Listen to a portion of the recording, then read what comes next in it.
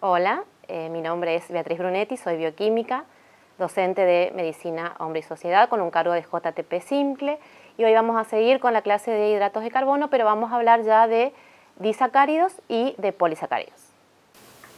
Bueno, como habíamos dicho antes, en esta clase vamos a seguir hablando de hidratos de carbono, pero ya vamos a hablar dentro de los oligosacáridos, los disacáridos, que son los más importantes, y los polisacáridos.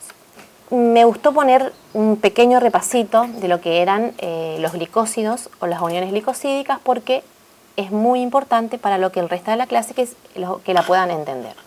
Entonces, como repaso nada más, se hablaba de unión glicosídica a la unión de un azúcar cuando está comprometido el carbono anomérico o carbono hemiacetálico, y según la configuración original del carbono vamos a obtener dos tipos de glucósidos, glucósidos alfa y glucósidos beta, ¿sí? Entonces, marcamos en esta filmina los carbonos más importantes con los que van a reaccionar estos compuestos para dar estos oligosacáridos y polisacáridos. El carbono 1, el carbono 4, que son las uniones más comunes de carbono 1 a carbono 4, y también el carbono 6, que es ese carbono que está fuera del ciclo, ¿sí? Entonces, vamos a empezar con los disacáridos. En los disacáridos tengo unidos dos azúcares, ¿sí? Por medio de una unión de tipo glicosídica. Estos compuestos son hidrolizables y, de hecho, si yo lo hidrolizo, como son dos azúcares, voy a obtener dos azúcares. Estas uniones glicosídicas pueden ser carbono anomérico a carbono anomérico. ¿Qué quiere decir? Que dentro de esos dos azúcares que forman la unión van a estar involucrados los carbonos hemiacetálicos o anoméricos. Puede ser de carbono 1 a carbono 2, o puede ser alfa o beta, o puede ser de carbono 1 a carbono 2, alfa o beta. A ver, los diferentes conformes posibles serían, cuando es de carbono anomérico a carbono anomérico, alfa alfa, alfa beta, beta alfa o beta beta. En estos casos, como están involucrados los dos carbonos anoméricos, no hay posibilidad de que se produzcan las reacciones características que habíamos visto en la clase pasada. Por lo tanto, estos disacáridos no van a ser reductores ni van a presentar mutarrotación. Los otros tipos de uniones que vamos a ver pueden ser carbono 1 a carbono 4 o carbono 1 a carbono 6. En esos casos, como yo tengo un carbono anomérico de esos dos azúcares libre como para moverse, va a presentar las características de ser reductor y de tener mutarrotación. Vamos a empezar con la maltosa, que es el disacárido que se forma por la hidrólisis del almidón. Está formado por dos moléculas de glucosa, carbono anomérico 1 en posición alfa a carbono 4 de la otra molécula. Por lo tanto, va a ser la alfa de glucopiranosil 1,4 alfa de glucopiranosa. Fíjense que cuando se une en posición alfa, el oxidrilo del carbono 1 está para abajo y se une al carbono 4 del otro azúcar, y obtengo lo que se denomina maltosa. Esta maltosa tiene ese carbono 1 libre y va a presentar mutarrotación y va a tener poder reductor.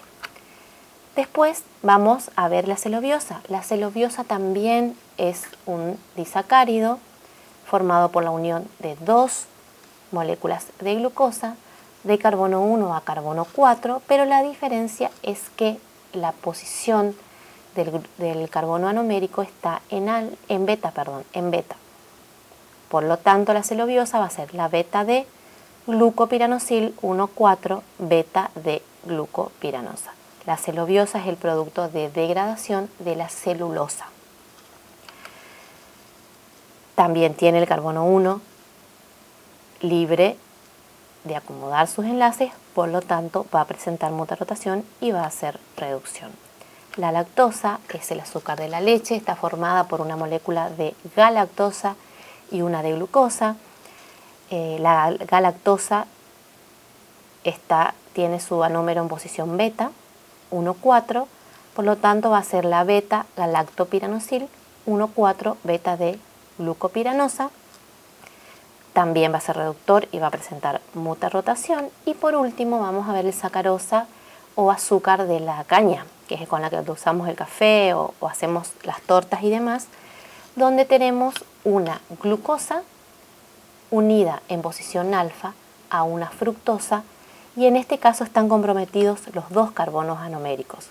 El de la glucosa es carbono 1 porque es un aldehído, en la fructosa es carbono 2 porque es una cetona. Va a ser la alfa de glucopiranosil 1 a 2 beta de fructofuranócido. Quiere decir que el carbono anomérico de la glucosa está en alfa y de la fructosa está en beta. Como están bloqueados en este caso los dos carbonos anoméricos, la sacarosa no va a presentar mutarrotación ni va a tener poder reductor. Entonces, con estos terminamos lo que son los disacáridos más importantes. Yo quiero que ustedes con más tiempo, por supuesto, lo vean tranquilamente para ver las posiciones de los carbonos, cuáles son los carbonos anoméricos y cómo es que se forman este tipo de enlaces. Con respecto a los polisacáridos, vamos a clasificarlos o se clasifican en homopolisacáridos o heteropolisacáridos. Los homopolisacáridos son aquellos que por hidrólisis dan un solo azúcar, ¿sí? Un solo tipo de monosacárido. Se lo denomina con el sufijo ano de el azúcar que polimeriza. Por eso, si yo tengo un homopolisacárido que es un polímero de glucosa, o dicho de una manera, si yo hidrolizo obtengo únicamente glucosa, hablo de glucosano o de glucanos. Si yo tengo un polisacárido que es un polímero de fructosa o que por hidrólisis obtengo únicamente fructosa, digo fructosano. Entonces, si yo a ustedes les pregunto, ¿qué azúcar o con qué azúcar está formado un glucosano? Ustedes tienen que saber que el único azúcar que polimeriza es la glucosa. Ahora vamos a ver ejemplos de cada uno. Y los heteropolisacáridos van a ser aquellos que por hidrólisis van a dar azúcares diferentes. Y además de dar azúcares diferentes, este tipo de compuestos, los heteropolisacáridos, también tienen la característica de que frecuentemente se encuentran unidos a proteínas formando complejos muy, muy grandes y con funciones muy diferentes. Entonces, dentro de los homopolisacáridos vamos a hablar del almidón, del glucógeno. Como ejemplo, nada más que de un fructosano, vamos a nombrar a la inulina, la celulosa y la quitina, que es un polímero de N-acetilglucosamina o es un N-acetilglucosaminano, que es el exoesqueleto de los insectos. Vamos a empezar por el almidón, que es nuestra principal fuente externa de energía. El almidón es un glucano, que quiere decir que es un polímero de glucosa. Las uniones van a ser uniones alfa 1,4. Este almidón tiene dos fracciones diferentes.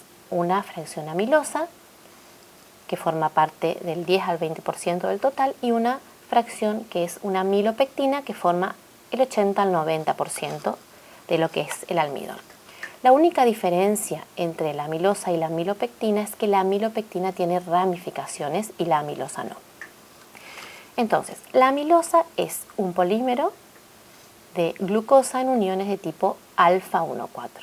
Fíjense que al ser alfa, el oxidrilo está para abajo y al unirse a la otra azúcar en el carbono 4, se van enroscando y van formando como una hélice. Tiene una forma helicoidal, que es característica de este tipo de compuestos y que tiene ciertas propiedades importantes. La amilopectina también es un glucano o un glucosano, pero presenta ramificaciones en 6, o sea que en la posición 6 de alguno de los azúcares de esa cadena se presenta una ramificación. Si yo hidrolizo el almidón, ¿qué obtengo? Glucosa, únicamente glucosa. La única diferencia entre la amilosa y la amilopectina es que una tiene ramificaciones y la otra no. Otro polisacárido importante también es un glucano, también tiene uniones de tipo alfa 1,4 y ramificaciones alfa 1,6, es la amilopectina de glucógeno, que así como les dije que el almidón es nuestra principal fuente de energía externa, el glucógeno es la forma en la que nosotros almacenamos la glucosa para después poder utilizarla. Se denomina amilopectina de glucógeno, ¿por qué? Porque es un compuesto que es ramificado o parecido a la amilopectina, con la diferencia que presenta muchísimas más ramificaciones. Pero básicamente es una molécula muy parecida. La celulosa también es un glucano, fíjense la importancia que tiene cuando yo insistía con las uniones alfa y beta, en uniones de tipo beta 1,4. Y fíjense que se acuerdan cuando vimos la alfa que se va enroscando por la forma de unirse, en este caso se forman moléculas lineales. Y es más, la distribución lineal permite que haya uniones de puente hidrógeno que fortalecen aún más esas uniones. Por lo tanto, en la celulosa van a ser moléculas que van a ser más resistentes, van a tener una forma de microfibrilla que se van a unir para formar la fibra de celulosa y eso le da la resistencia que tienen este tipo de compuestos. Los heteropolisacáridos vamos a tener los glicosaminoglicanos, los proteoglicanos, los peptidoglicanos y las glicoproteínas. Estos compuestos son aquellos que por hidrólisis dan azúcares diferentes.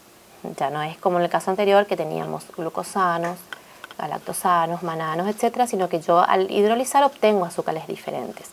Y además también están unidos a moléculas más grandes como proteínas principalmente.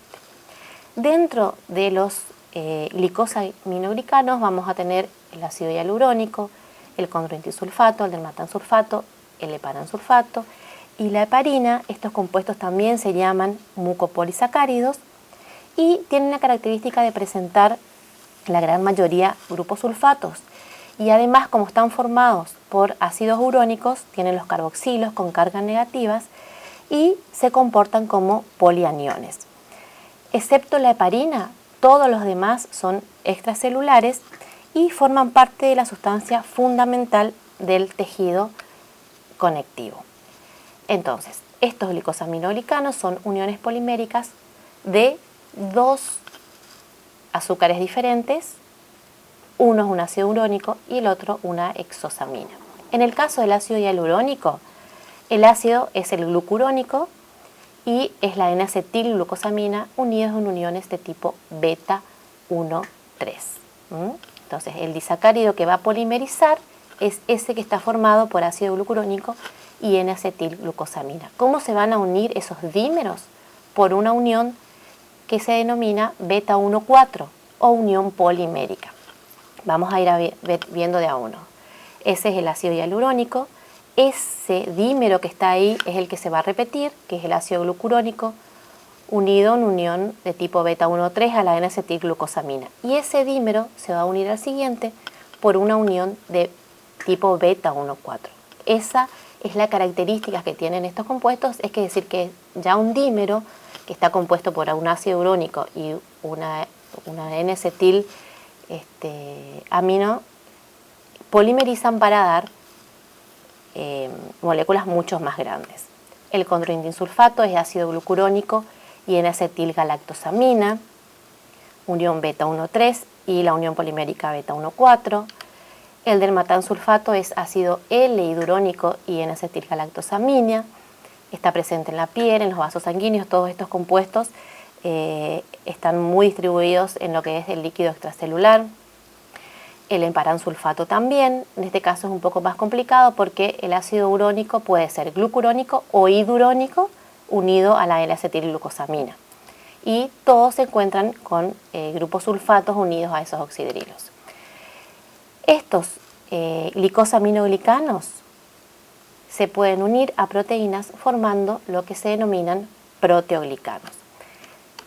Los proteoglicanos son glicosaminoglicanos que se unen a proteínas y esa unión a la proteína la hace por uniones glicosídicas al oxígeno de una serina de la proteína o al nitrógeno de una asparagina.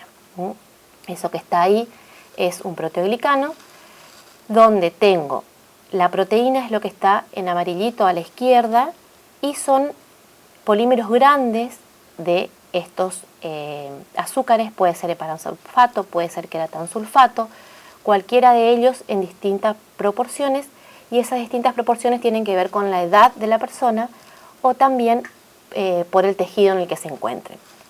Entonces, son uniones de estos glicosaminoglicanos a proteínas, y además ese complejo se une a una molécula de ácido hialurónico por medio de proteínas de unión.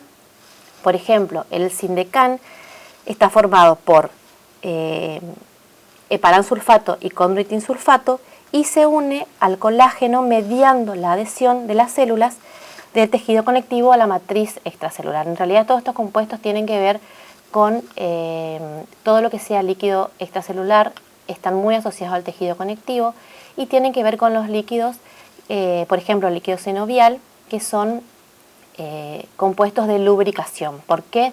Porque esas moléculas, al ser polianiones, retienen el agua, y de hecho la mayor parte del agua de nuestro organismo está unido a este tipo de moléculas.